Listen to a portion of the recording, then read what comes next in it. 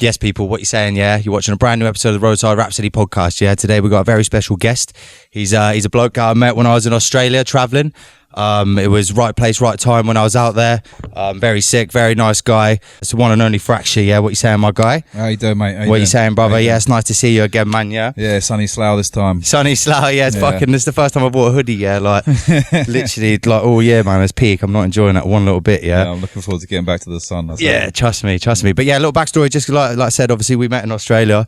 I went there the arse end of 2015. Yeah, was there for 2016. Yeah, and I fucking what was it?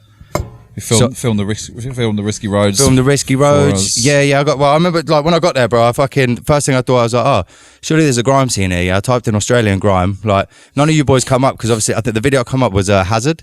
I think it's because he put Australian grime in the title and that. Yeah. So I come up and that, and I was like, all right, try to find him and that. Found him on Twitter, hit him up, and I was like, yo, found out he's in Sydney and that. Yeah. So I was like, look, I'm coming up to Sydney in a couple months when we travel. Yeah, I was like, we'll come see her and that. Like do a video and that. Because obviously my boy Chris had a camera. He does parkour and that.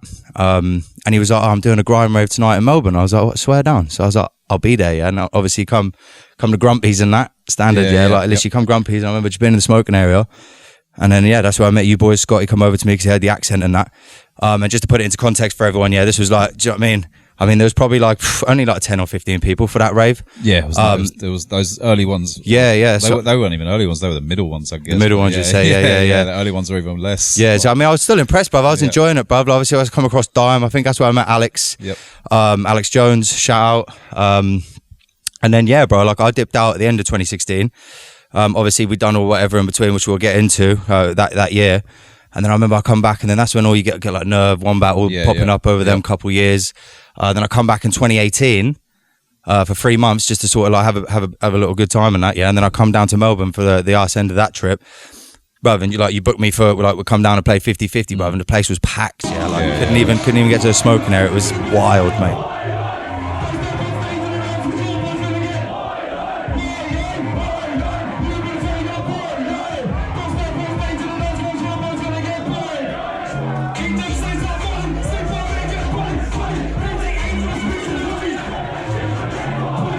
Yeah, so that was like, I mean, I had people ask me for pictures and that, and I think, what has happened? It was crazy, wasn't it? Like how it just fucking...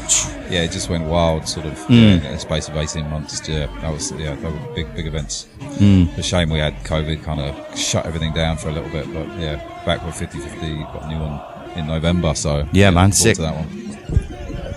So talk more about that, man. What's the date exactly in November? November 30th. So it hasn't been one since 2019, really. So like obviously COVID happened, shut down all the stuff, and when things are reopened again, I kind of lost my motivation really to be putting on events and things like that. And I mean, it's quite stressful as well, wouldn't it? Really, like the amount of MCs, different. You're dealing with like 30. There's like 30 MCs on the lineup. You know what I mean? And MCs. Are pretty unreliable people and hard to deal with at times, and I include myself in that sometimes. So you know what I mean. And I'm not a promoter. Like I'm putting those on events on because no one else is putting them on, and I want to have an outlet for that in Australia. So so they're definitely pretty stressful. But that's one of the reasons. One of the reasons I don't pay anyone as well, and 100%. I don't take any money either, and I'm making a free entry because otherwise, as soon as you start too political, isn't it? As soon as you start bringing money in, this person's like, oh, this person's getting that, this person's getting that, and you know what I mean. So I'm like, fuck it, none of you, doesn't matter who you are, what name you are, no one's getting anything.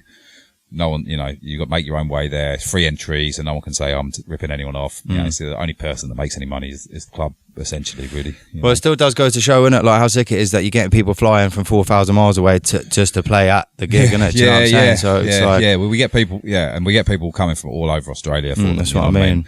People are always asking me to put them on in Sydney and Brisbane and stuff. You know what I mean? So it's crazy. It's like this one in November. I'm anticipating it being a big event. Is it Grumpy's again? No, Grumpy's is shut down. Oh, I swear down. Yeah. Oh, mate, I rated Grumpy's, isn't it? I went a couple of events there, man. That was sick. Well, the reason we did them there is because, you know what an event like that is like, and the kind of people that are going, it gets pretty loose. Yeah. There's not many venues that want to touch that, and so I knew the owners of Grumpy's, and they were always about the music and wanted to like do events like that. So they no matter what happened, how bad the venue got, people were bombing up the venue, painting and everything, people, swear down. Yeah. Everyone's smoking weed, everyone's, getting up to mischief. They don't give a shit. Like, they loved it, you know what I mean? So they were always happy to do it, but unfortunately, they sold the venue and so we're moving we've got it a Laundry this time, which is another venue that's also very, very cool. I'm cool with the owners and they know what to expect. And what's the capacity? Is it bigger than Grumpy's? It's about 300 people. So, okay, yeah. We could do those. People are always saying to me, when you do those events at bigger venues, because we could do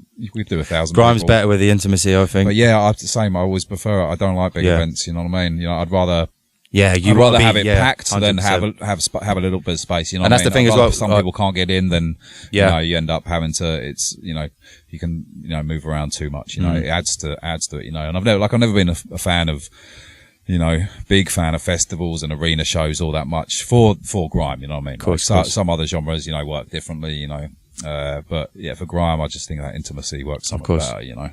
That's the thing as well, because it's not really, from what I remember anyway, it's not really like sets, in it. It's just like, a couple of DJs, everyone just go back to back on a mad one, and it's quite like, that was my I guess that was kind of what we wanted to, what I wanted to do with 50/50. I wanted to, kind of recreate what a 100%. proper grime of course, should be, like Eskimo dance, that kind of thing. I didn't want people coming and doing sets of their songs, and some people get confused. They don't know, but they didn't know what to do or how it worked, and at the start, the crowd would be like, why is he wheeling that all the time? DJ putting the tune back? Why does he keep stopping the tune? But it's about, these kind of things educate people, and now that kind of side of it is, is well known. And you see it happening in other events. People have, a lot of the artists that have come through 50/50 now incorporate that stuff into their sets. You go and see their events, and they're doing that. They're doing wheel ups and just the sort of standard stuff you expect at a grime event. I do remember that. Yeah, like it was just crazy wheel ups when I was DJing and that. And it was like you see it, like you'd wheel it, and you see people get into it, and then they'd just be like, "Oh fuck's sake, like why is he wheeling that?" Like sort of younger guys and that, and it's just like some people don't like it. Yes, I don't care. It's what it is, mate.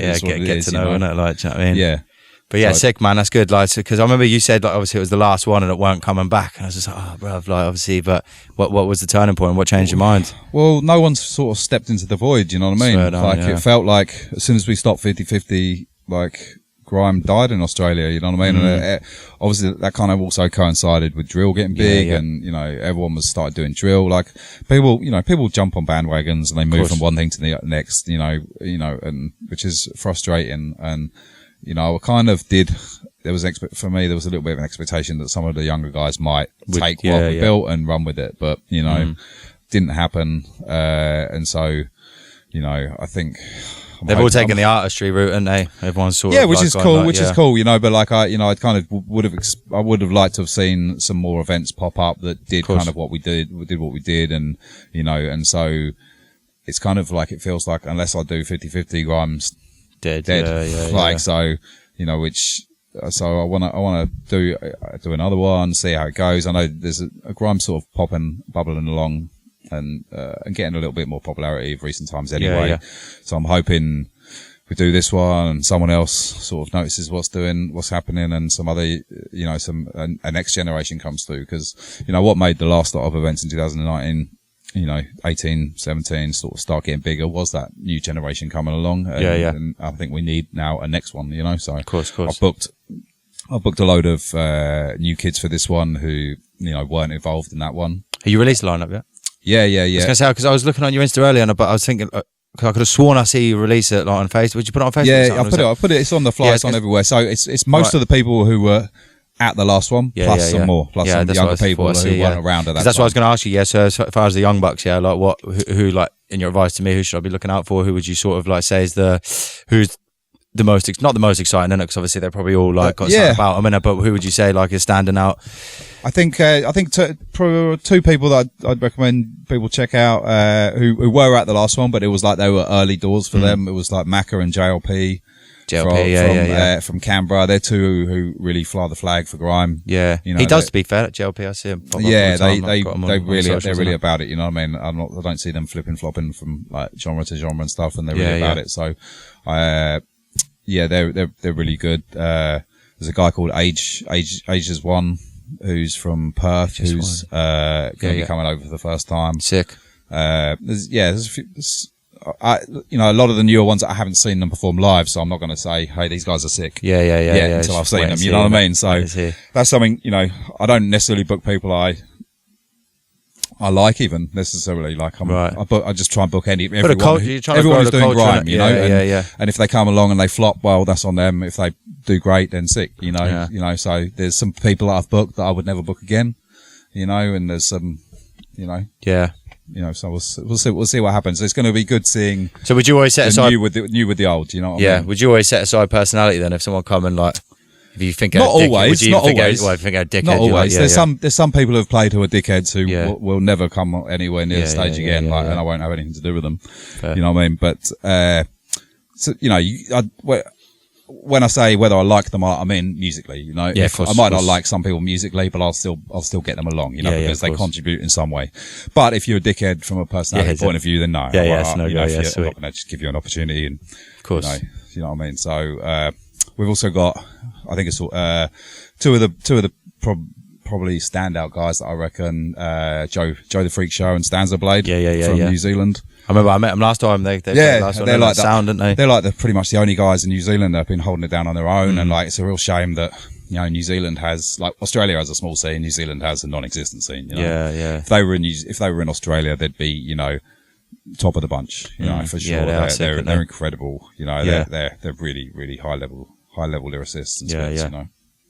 Yeah, I see like drum and bass has taken over in New Zealand. It always has been. You know, it's just a jump up era now. Yeah, since I first went there in, like, you know, the early 2000s, it's been the place for drum and bass. You know, acts going tour over there that don't come to Australia. Well, I mean, Traumatic's just, I mean, he did do Australia, to be fair, but you see the crowds that he's doing in New Zealand, it's like theatres almost looking like it's massive. Yeah, like, it's crazy. Yeah, it's nuts, to be fair, man. Yeah, that's sick, man. That's sick. So as far as like you, like what's your sort of music wise? Like, are you at the minute? You're sort of, have you put a pin in it for a bit, haven't you? Or is is anything coming back out? Obviously, is 50-50 sort of inspired anything between Smash Brothers or anything like that? Or Smash Brothers has always been hard to like motivate.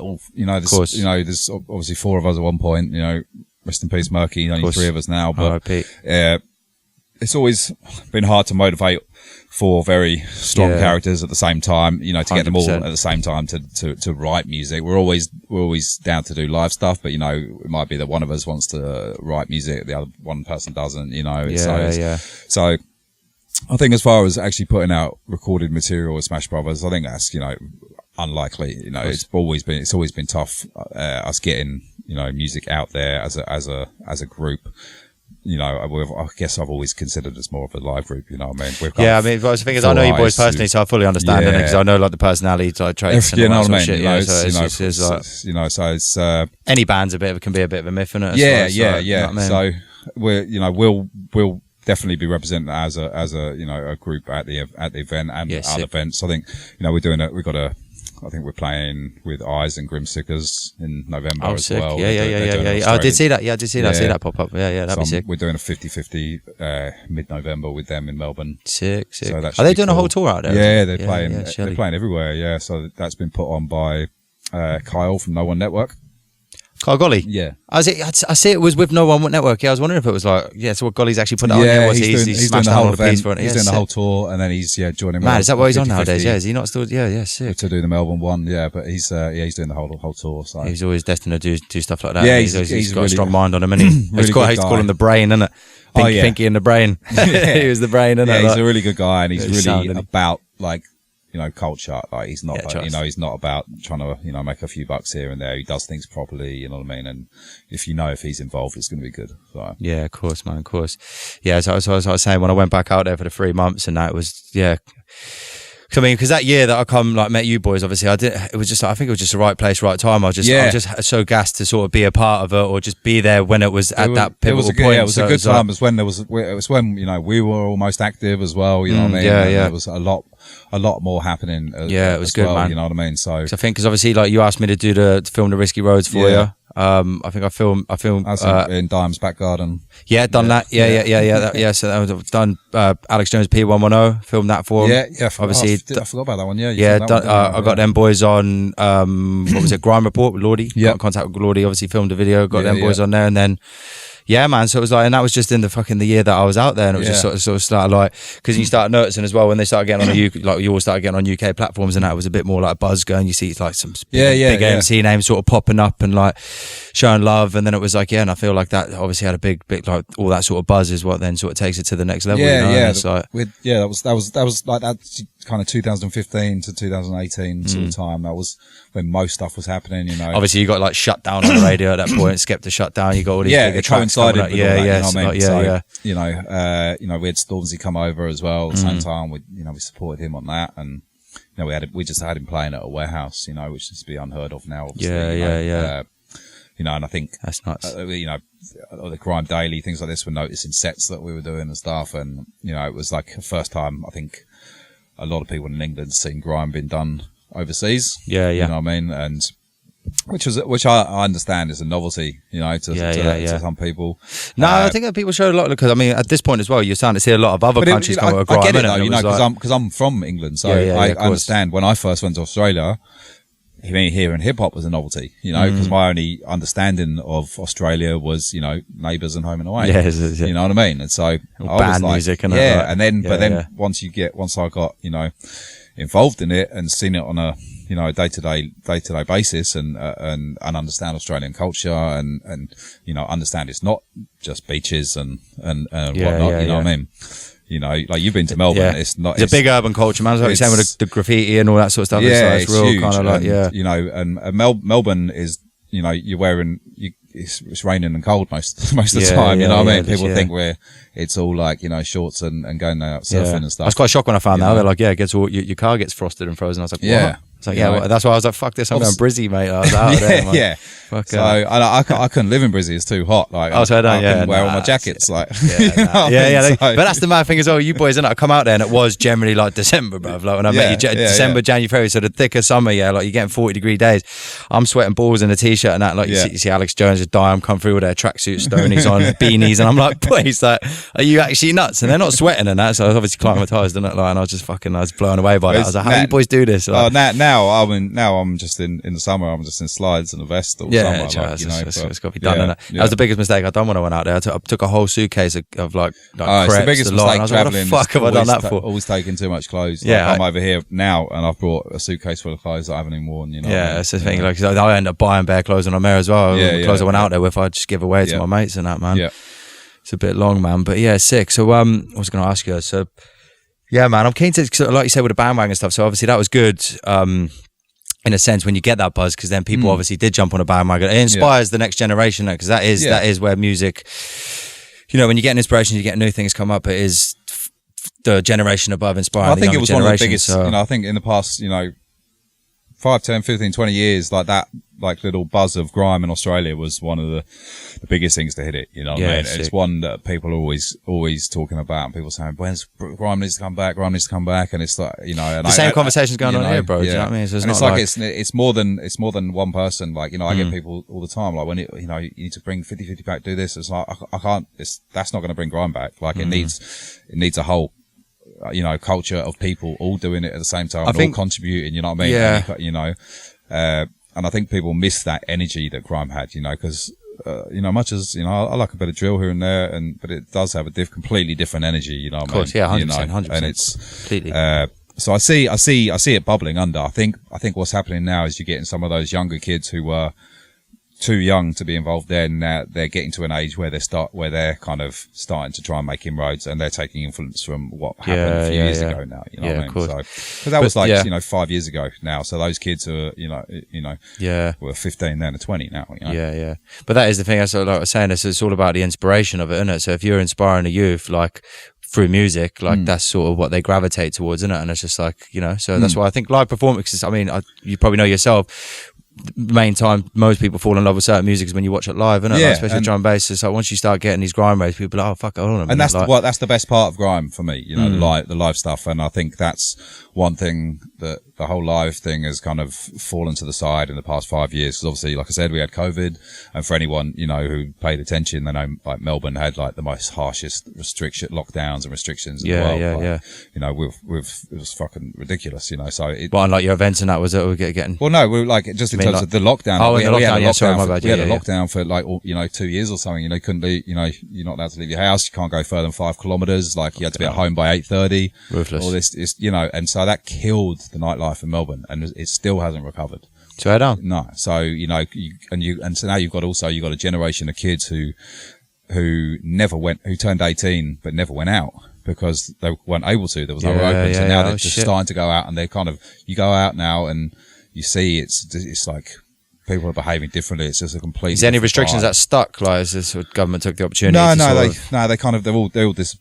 all died in the arse now, but it really did take, it killed so many venues, like, and venues are still closing constantly now, around these ways and when you're doing the kind of music that we're doing, it was hard enough getting venues anyway. You know what I mean? If you're doing house music or, whatever, or, stuff, it's easy, that's boozy music that brings in people who are spending a lot of money on drinks and stuff.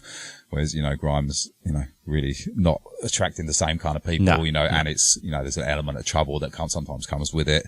The clubs don't want a bar of it. So, it's Melbourne nightlife hasn't recovered yet, and it's definitely taken a huge toll on it. Have you ever thought about, I think I've asked you this question in the past, but sort of, would you take it to a different city? Take 50-50, try it out in a different, because regulations probably I would, how would that logistically work? Like? But it would need to be, I'd need to do it with, in conjunction with someone else. Yeah, a local. And, I think the problem is that, because a tour would be sick. It would. I guess I'm like, the business side of music is not something that's just never interested me, and I don't like dealing with money with music.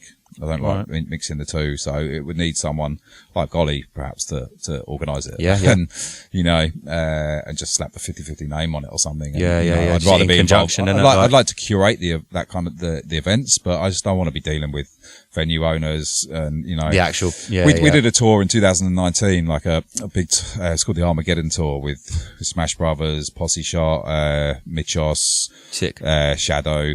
And we went all around Australia, and it was sick events, but the drama's involved with it, with dealing with, like flights and shit like that. Just everything. People, and then, you play a show and then it gets the venue gets fucked up, and then the venue don't want to give you any money and stuff. And, then people don't get paid, then everyone starts getting the arse, and you're like, it's just, I can't be dealing with the dramas and the stress. You know what I mean? It's too much of a stress. I don't need it. Like, you know what I mean? So I'd just rather. Well, that's the thing, because you've taken a lot of, from trying to make something happen, like, you've taken a lot of weight on your shoulders, isn't it? Yeah. If you think about it, because I could see how much the stress got to you the last one, to be fair. It's like you say, like, bruv, you look at the lineup, it was meaty. You've got a lot of heads on there. You've got a million people they want to pull in this way. It's just like, it's probably stupid questions. I'm going to be 20 minutes late. I'm like, fucking hell, you're an adult. Yeah. Just like, the worst one's the stupid questions, isn't it? Yeah, stupid questions. What time am I on? Look at the fucking message. Yeah, it's like the group. You know what I mean? Look at this. Just be responsible for yourself. I think 100. A lot of people have got like, what's the fucking word? They've never grown up. A lot of people in our scene. They kind of never had, many just haven't had to take any responsibility, or they've got a lot of fame too early, and so it's. He's dealing with a lot of egos and people who don't want to take responsibility for their own lives, want someone to do everything for them sometimes. And, I can't be bothered with that. Like, on the flip side, that's the thing with this, like, day and because I've been the same for the longest, like, even just being a solo artist, the whole business side of things, I was like, just proper ignorant towards it. I can't be arsed, fuck that. And then it was like really sort of deep that I was like, well, no one's going to fucking come and do it for me, bruv. So it's like, knuckle down. And to be honest, like, it's got to, I have actually sort of fell in love with it. I enjoy the business side of it. But when you're responsible for yourself and yourself only, it's completely different matter, isn't it? Exactly, you can't blame anyone else. Exactly. Exactly. It's on you. 100. And I don't like that, so, Big element of trust as well, isn't it, once you get other people involved in it, because I'm never really, I asked Diamond, Scotty, I'm definitely a bit of a control freak, I have my way of doing things that I kind of envision this is how it should, or how I want it to be done, and I'm the same, bro. I can, and so especially it's like your baby, isn't it? So you want it's your conception, you know what I mean? You want and other people might have different views, and so it's I think doing a national tour of 50-50 would be would be almost impossible, because you'd also have to you'd have to bring money into it, because you'd be flying people around the country, and you're taking a big risk as well on like what you're getting back on the doors. And what you're like I know it would be successful, but I just haven't got the time or the inclination to deal with so many people. And like you say, man, that's a perfect shout, isn't it? Like, see how this goes, see how it goes. Like, see what Golly's saying. Like, see how he. Yeah, Golly, if you want to put on a 50-50 tour. Shout out Golly, man. He's a fucking G, innit? He's organising this eyes. But that's what I'm saying. He might get to the end of that, be like, fuck, I ain't doing that again. I'll have a chat with him and see. I'm interested to know how he's handling it, because he doesn't ever show any stress. Yeah. But I'm sure there's stuff going, I don't know, behind the scenes, I don't know. But, that shit's very stressful. But you need a certain type of personality and to be able to deal with all that stuff. I'll just lose my temper. I'm very short tempered anyway. So I don't think I'm the man for organising that. I think you need a good team around you, and it seems like No One Network is a very strong team in it. As well, in this day and age, particularly, I think having a team of people is vital. You know what I mean? And a team of people you can trust, because 100. Music these days is so much more than music. It's you need. With the internet and social media and everything, you can't just be a musician these days. Yeah. You almost got to be a content creator. Like, there's so much. Look at me now, bro. Yeah. Look what I'm fucking doing, bro. Do you know what I mean? I do this all myself, innit? Yeah. All of it. Yeah. Beats, everything. There's not like, you're very self-sufficient. You know what I mean? It's taken years to get to it. Do you know what I mean? It's taken time, like, obviously, but like, do you know what I mean? It's never that sort of stuff's never going to happen overnight. You need to experience and see things for yourself to see where you can do stuff and what you need to do. But yeah, I think if you're doing a great job of it from what I can see, mate. Well, actually, my main thing was always just lacking with social media. That's why the whole lot of content bust now is like a bit of a fucking a vibe. Do you know what I mean? It's just like, it's ideal, should I say? Like, so I was just always shit at it, man. Do you know what I mean? I even like I tried getting one of my mates to like sort of handle my social media. I was like, look, I'll get 150 quid a week. Yeah, you deal with it. Yeah, because it's a ball ache, isn't it? Like, Yeah, well, there's the beauty now with like the tools you got out there. Like, you got AI that can clip up for you. You got like, you know what I mean, once I actually understand any of that. This is what I mean, brother. I was just being ignorant again, and I was just like, bruv, you do it. I can't be able to. I can't be able to fucking be like, do you know what I mean, on my phone all the time. I just don't want to do it. And then he ended up just being a bit long, and it's like, you know what I mean. People's schedules are like that, and I'm always just like, do you know what I mean? It's kind of like, you want something done, you do it yourself. I've always had that ethos, and it's always worked out for me, because then I've actually just been alright. I'll pull my finger out and fucking do it. And I've done it literally a couple of weeks ago, and I was like, there's found all these cool tools to like a one-stop shop for posting, and we'll post on all of them. You set the times, and it's just like you can schedule it all. So now of all this, like, I chop them all up, and I'm going to schedule like weeks in advance, so I can just and then focus on the music. You see what I'm saying? So it's like, see, I wish it wasn't like that. I wish social, as much as the social media is amazing in some many respects, I guess because of my age, I'm from a time before social media, so I never grew up using it necessarily, and so it's kind of still alien to me in many respects, you know what I mean? And so if I get, just getting DMs and stuff, I hate how easily accessible people are. Gives me anxiety, bro. If I see more than like four messages, I'm like, oh, then I end up not messaging. And then you see them, and they're like, oh, well, when you're, and I'm just like, do you think I have time to fucking? Cause you have to jump into every conversation, and then the worst is when you're replying to them, and then they start getting back to you whilst you're still replying. Oh, mate, I leave it 24 hours. So you respond, and you say straight away. Man, it's long enough. I kind of. Yeah, if you text me or SMS text like on my phone, that's different. Yeah. Like I see that differently. I'm a ringer. I've got like, you got fucking WhatsApp, like Instagram, Messenger. Like I don't even look at my Facebook Messenger. God knows who's messaging me on there. Yeah. But you're not, so it's. I would just say, well, get hold of me, ring me, bruv. Do you know what I mean? Yeah. And I'll always answer, and I'll always get back to you. Like, so. Yeah, same. I'll always answer the phone, like, because, but yeah. The worst are people when they text you and then I ring them. And they don't answer, and they're like, "Yeah, no, I can't." And it's just like, "Just text me." I'm like, "No," like, because I drive a lot as well. I'm not fucking texting you, man. Like, so I'm big on the voice notes as well. But it's just like, everyone in England is. I've noticed, like, you're big on it. I fuck it. Because I'm driving. Because I'm always driving. Like, I understand it. Yeah, it's easier. Like, problem is you end up rambling. You just like, fuck. I've just sent like 4 minutes of voice notes. And that's like you see every time you voice message me, I'm typing back. Like, I do it to everyone. Like I've never done a voice message. Like everyone says, Byron, Aaron sends me voice messages as well. I'm like, just text me or call me. Yeah. There is a line when it's just like, when I look at them, there's like it's 4. definitely more popular in England. Yeah, I noticed people are not doing it so much in Australia. But yeah, everyone in England's voice messaging me. So head on, that's trippy, isn't it? And then the worst, like you're right. So I'm not having a go at you. Yes. But some people were like, I got this guy yesterday, and he's like, I listened to it, and he's like, what you saying, G, like really slow. Yeah, what was I going to say? Hold on a minute. What was I going to say? I was got sound. I'm like, mate, come on, get to the fucking point. Like, just tell me, like, give me a bullet points, what you want. Like, I don't need to hear the whole, I wish you could play it in double speed or something. Yeah.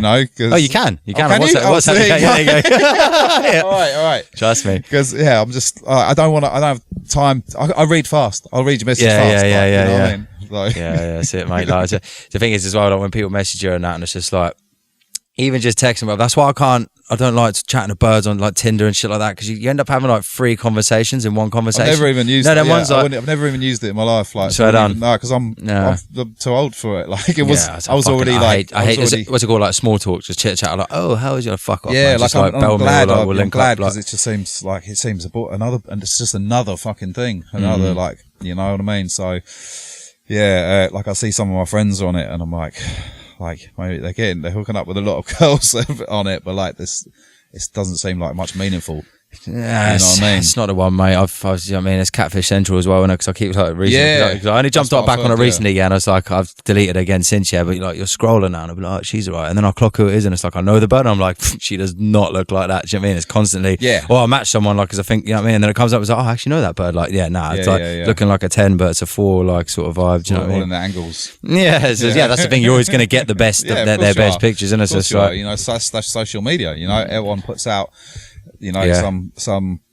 Like, what they kind of want others to see. And, and half these people are crying themselves to sleep at night. Like, you know what I mean? Like, it does nothing for like, mental health, which is obviously a big topic of conversation in recent times.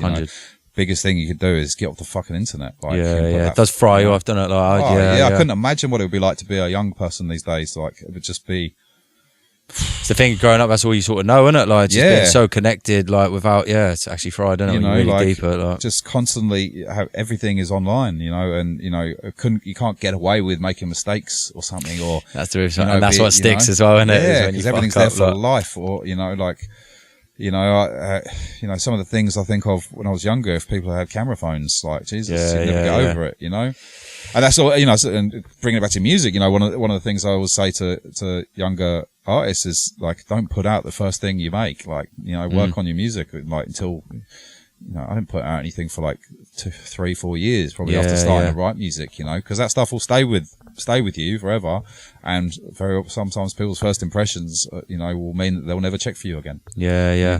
Like I get some people send me stuff like, it's like, oh, yo, I wrote this. I just started writing bars last week. And it's like, this is terrible. Why do you want to send this to me?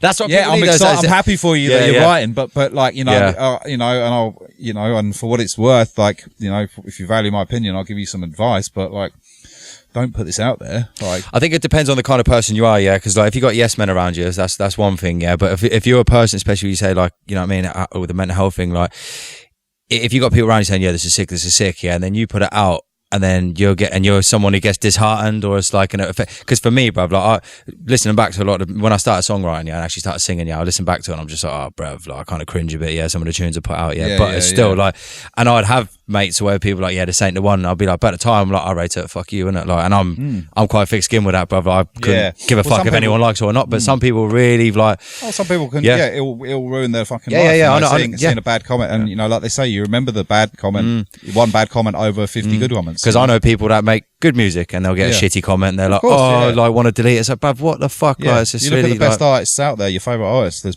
someone out there who hates them. There's someone out there who'll take the time. There's someone that they probably know who'll take the time to create a false fucking page just to diss them. You know what I mean? It's a weird one, isn't it? Because I'm now like sort of got to be prepared for this sort of fucking bullshit come my way. You know what I mean? Like, I find listen, I'm weird, like, I'm a big stand-up comedian fan, so I'm like, bruv, diss me as much as you want, just be funny about it, yeah. It's just like, if you just go, oh, you're like this and that. I had it the other day, yeah. I had one geezer just pop up in my, I was wearing a G-Star Raw shirt. It's like, who even wears G-Star anymore? And I'm just like, oh, like, clearly me, you fucking idiot. I was like, I wear Primark shirts as well. What? Like, and what, bruv? Like, didn't like, it's like, what is that meant to be? What's that? And you click on him, he's wearing like some Adidas sports thing. Like, I'm not one to judge him, but I'm like, oh, okay, like, right, what is it though? That's just a weird thing to say to someone, I think. But well, yeah, like even I don't understand why you could look at something and think something negative of it, but to go online and go to the time of typing it, like, it says so much about you. Yeah, because I couldn't, even if I don't fucking like someone, yeah, or something. Yeah, I'm not one to hate. I'll take the piss out of something if it's funny. Like, I'll say something funny. Yeah, if I got something like,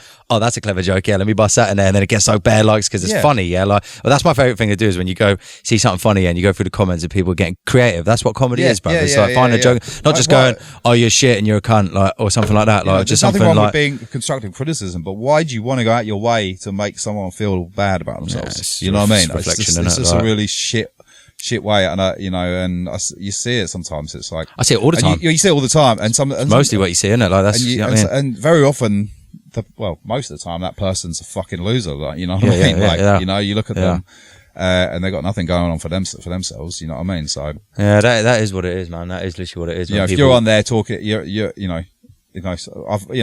had it plenty of times, you know, and I'm like, you're on here talking about me. I don't even know who you are. Like, you know what I mean? You know, so, you know, keep talking. You know, I don't give a shit. Yeah. It's a strange one, isn't it? I don't care about a stranger's opinion or that's what I'm saying, someone that's not going to say something to my face. Like, yeah. Well, I mean, the thing is, if you want to be in any sort of entertainment industry where you have to expose yourself to social media, you got to be prepared for it, bro. Like, and you got to like not be a bitch about it. And it's kind of like, it's a weird one, isn't it? Because the whole like getting cancelled.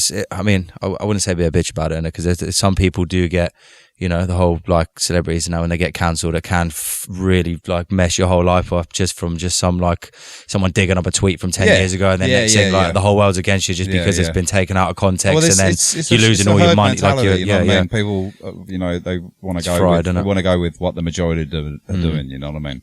That's why, you know, shit music gets so much likes, you know what I mean? Very often. Weird one, isn't it? Like, people don't want to stand out or be the black sheep, you know what I mean? That's what I was saying with that as well. That's like, I don't really know what to think about it. Like it's like a gift and a curse, this whole like short form content, because it's like, I used to love making music videos and that, and they're sick, but it's like, now you don't even, making a music video is like not really a smart decision to make. Like, you want a fucking 10-second video, like just you could do it like that and go viral, and it could be a trash tune, but it's like, this whole trend of people, you know, trying to make music for TikTok almost is just so there to like, it's another thing that just kills my motivation for being a part of the music scene. You know what I mean? Like, I don't, you know, don't get me wrong, I still write music and I love performing it and recording it, but actually going out there and putting it out there and marketing it and trying to sell it to people, it's like, it's boring. Because I'm only now sort of trying to get my head around it now. So I popped up a clip the other day of a sick MC and that local and that shout out. I saw that was sick. But do you know how much longer I wanted to make that? Be like, I want to put the whole verse on there. But it's like, I always leave wanting more and all this, and it's like engagement. It's like, fuck, man. Like, you know, I get it. I do get it, but it's like when I'm making the clips in that, it's like I want to be putting like nice, you know what I mean, like a little bit of hook, a little bit of this, then it goes into a solo, you know what I mean? Just do it. But I do it, and then it doesn't. Then the reach gets affected because people are fucking just going, yeah, cool, I've had enough of that, boom, and then next thing people aren't seeing it anymore. It's like it's tragic, really. Like, and it's and then you'll get like fucking like loads of views on the short form, and then you see people like just getting them over to the long form and that, and then it's just like whether that's actually I'm yet to see. People are making shorter songs and everything, you know, because of it, you know, it's like, and that's why you're getting. You know, you see it in drum and bass, all these songs with like fucking 1 million drops, and you know, and it used to be, you know, I'm used to like, you know, fucking 5-minute intro with no drums. On a vinyl and that. You know? Yeah, but that was because obviously vinyl as well, innit? You needed the time to sort of mix it, innit? You couldn't fucking, good luck doing a vinyl set with like, it's probably possible with a sick DJ, but with like a, you know what I mean, your 15-second intro like on vinyl would be a myth, wouldn't it? Yeah, like, you know, it's kind of, it's a shame because it's making music it's killing, you know, music in many ways. But the thing is, what we also need to always remember is there is always good music out there. Yeah. It's just you got to search a bit more for it. You know what I mean? There's so much out there. You got to sift through it.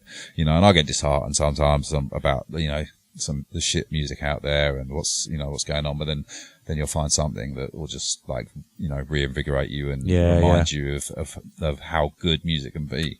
how emotional music can be, and it's really just accepting the game was like how it is, like, because depends what you want to be, whether you want to, whether you want to be in the music industry or you want to make music, I guess. For the longest, the music, the whole, for me, I've always hated marrying music and business. The two, for me, they don't compute. You know what I mean? Yeah. And that's been to my detriment for sure. They both end up suffering, innit? It's I just got no interest in the business side of it, or being, it just bores me. It kills my motivation as soon as I start. Were you ever in a discussion with like managers or for sure, agents yeah.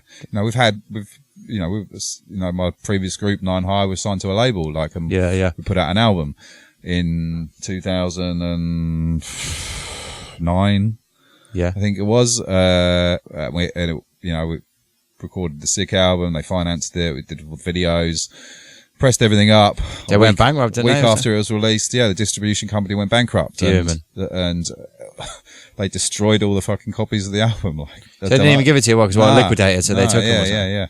And so, I've got a copy, but, and it got released and some people have got copies. But that's fucked up because it's like realistically, like what? They could have even just sold it to you, man, for a fucking a fraction. I don't know how it all works, you know what I mean? Well, I mean, if you're liquidating albums, it's sort of it's you know what I mean? And if you're not selling them, they're just going to turf them. So why the fuck wouldn't they give them to you? Landfill, isn't it?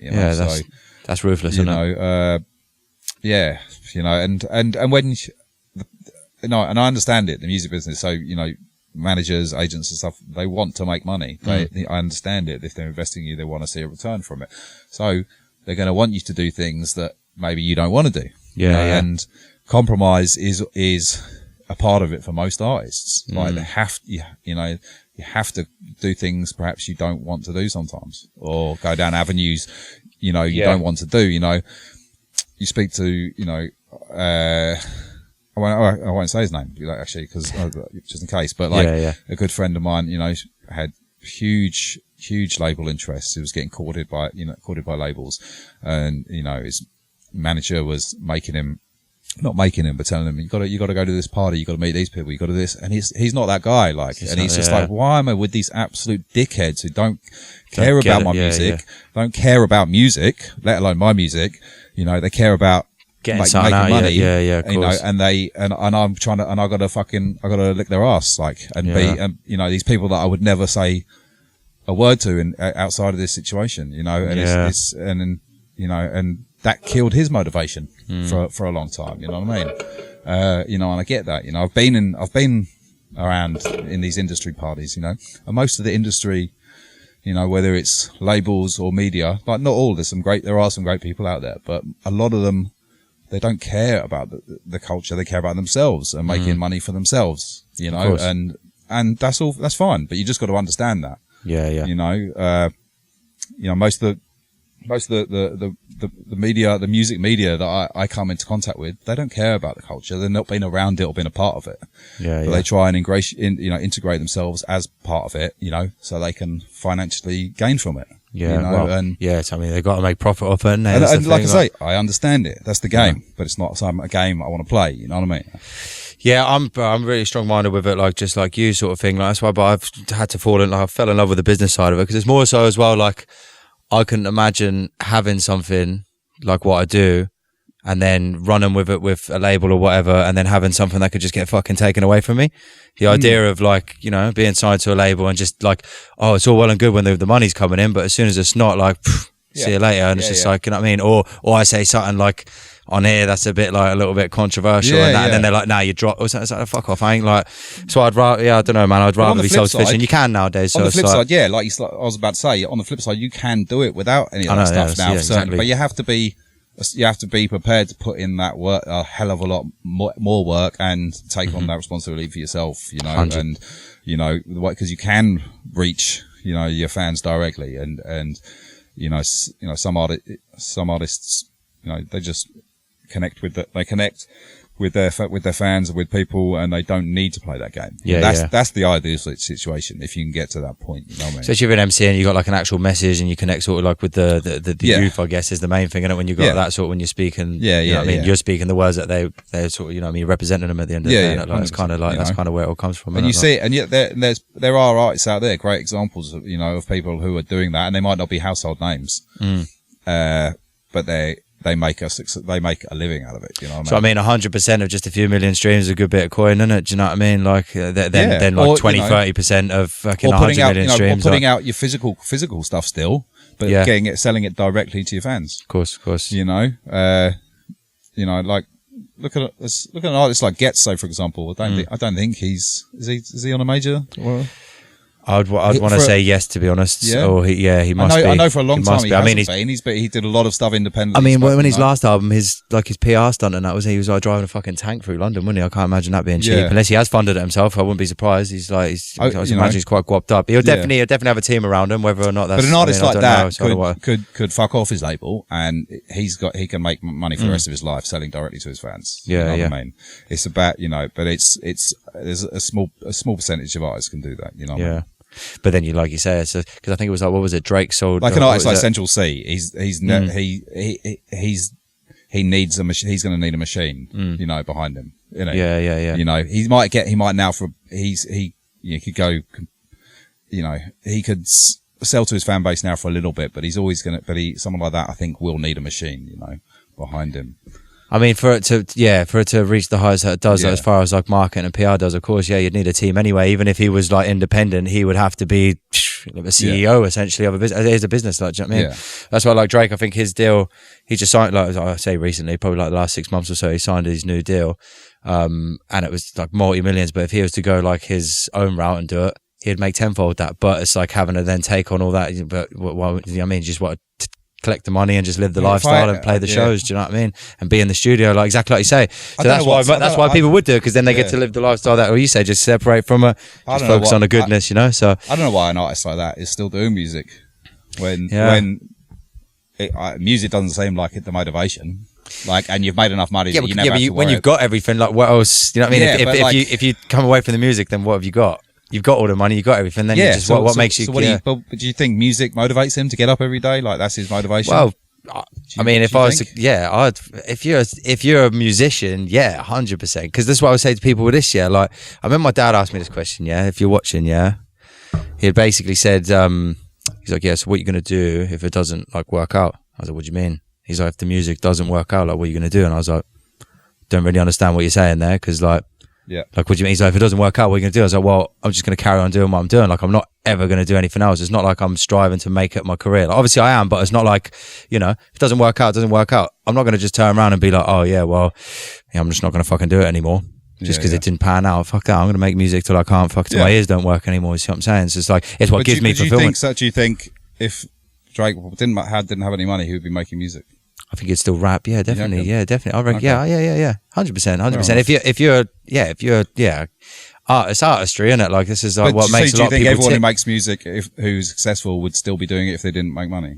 Because I don't think that's the case.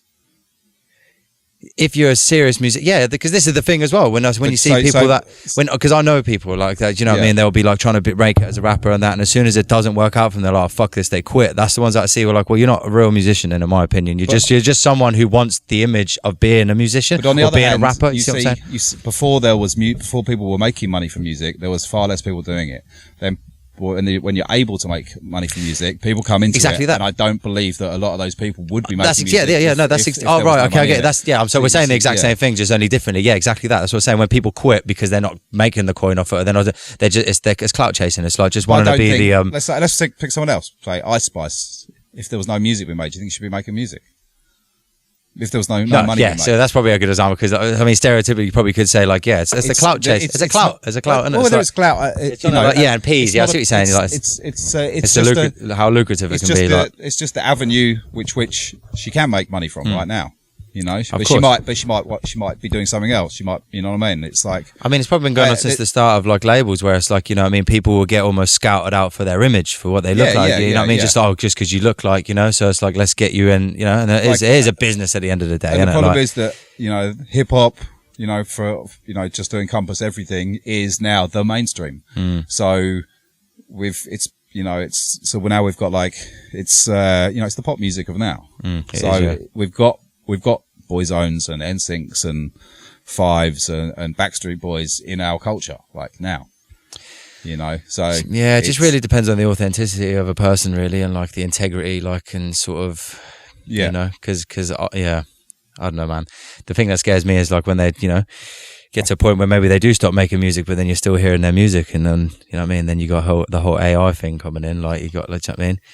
Just for the coin, you got the labels probably, like, you know what I mean? You don't know what you're hearing. It might have been happening for years, you know what I mean? You got all these albums popping off, and like they might not even wrote a single word for it. They just play it live, just collect the coin. Like, you never know. Well, a lot of these artists aren't writing their own music, you know what I mean? But we give them a lot of people give them a pass, and I think that's again, like, what the fuck? That's not part of the culture I come from. You know what I mean? I don't think it should. You know, it does blow my mind, doesn't it? Because I'm big on the credits, and that I'll always like, oh, you hear a song, boom, you got like a rapper. You hear a rapper, there's a simple beat, you go on it, and then there's writers. There's like fucking 40 man on it, and you're like, how is there 40 people writing this one song, bro? I don't get it. But apparently, like, even just if you're in a session, apparently, like, I was just sitting in a room, and I just went, yeah, that sounds nice.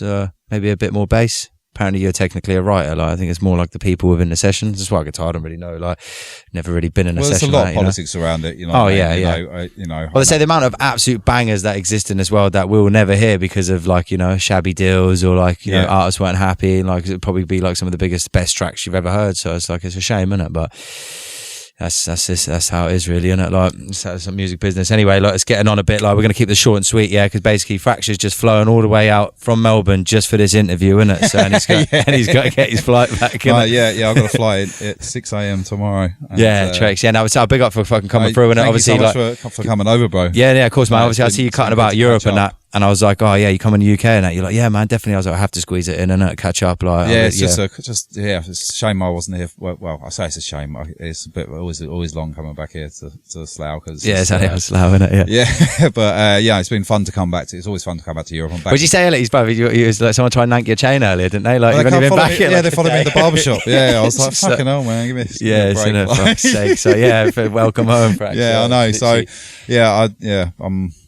I'll be back in June. Again, so sick. Because I've got loads of friends over here still, and a lot of them get married and things like that. So I'm coming back for little trips here. And shout me, bro. 100%. I'll let you know in advance next time. Yeah, definitely. I'm about, man. Even just on a jam live, because I'm about all over the country now. This is sort of what's keep me away from shit on the weekend to like what we just explained, trying to actually do something and be productive. I have to just suck it. It's my good little escape. It's a studio on the wheels, so I'm about, bro. So shout me. Set up a little, like, you know, you do live things in here and stuff. Exactly, we were saying about like popping the doors open and start getting things cracking, like especially for the summer and that. But for the summer, this would be sick. 100, it's gonna be sick. Get some ciphers going and that. I was saying to Coco Dubs the other day, man, we're gonna make it happen.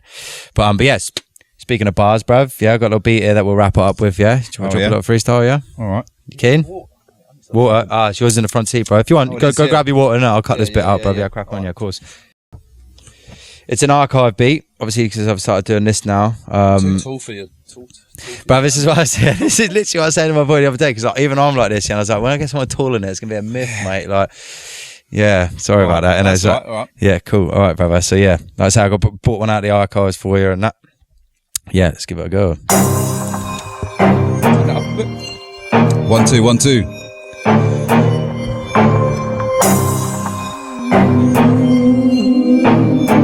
Yo, listen, what?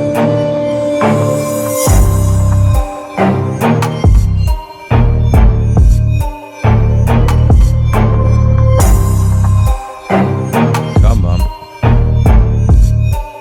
CrossBreed Productions. Too ill, man, I'm sicker than most. Man, I've got skills and a million flows. Give me any rhythm and I'll fill it with hoes, man. Kill it out of stews, kill it out of shows. Don't act up, you ain't really that bloke. Don't get gassed up with your little man flows. All the joke weeks. When Frax come through, I'll get a bigger reload. Wanna get 30, come link with the bros. SB crew still really that cold. Can't test this dude, yeah, William knows. Don't care for your views, you ain't really involved. So many snakes I know. Brave online, don't really want smoke. Got merch, no shows, that's really a joke. MCs twerk loads and I'm sick of those hoes, yo. Originators can't shut man down, wanna eliminate us. Foundation, innovate us. See a whole lot of man try to imitate us. Imitate and manipulate us. But man will participate, cuz. Give love for Instagram buzz. Smile on my face when they really hate us. It's cool, no worries, cause honestly I've heard so many sorries. So many man backpedaling. Best show respect when a smash man leveling. Yo, leveling large. Any set with the fellas in charge. Never less than the heaviest bars. Never get your text when the veterans pass. Smash. Smash, smash. Yes, yes. Smash, smash. CrossBreed. Yeah, Fraksha. man. Big up, brother. Oz to Slough. Oz to Slough, innit? And then back. Yeah, it's nice, man. Nice. Yeah, big up, brother, man. Nah, thank you, bro. Appreciate that. Yeah, my guy. Let me tell you. Yes. So that has been another episode of the Roadside Rhapsody podcast. Yeah. Big up for watching. Shout out Frax. Obviously, all the links and that. To 50 or like 50/50 events. So someone just pulled up, bro. Gonna be pranging a little bit. But yeah, man, I'll stick all the links in the description. Go follow Frax. Check out, man. Like, big love. And hopefully I'll see you in Australia soon, bruv. Like, yeah, man. I plan on coming out there, copping a van, doing the same thing out there, innit? So if anyone's in Melbourne, November the 30th, all roads lead to Laundry. 30 MCs on stage. It's gonna be wild. Yeah, it'll be something. I literally had someone hit me up the other day saying if I'm playing it, and I was like, I fucking wish. Well, if you're there, mate, you can play. Yeah. Buy me a flight. I'll jump in your suitcase, bruv. Yeah. Anyway, big love. Yeah. Subscribe. Save guys.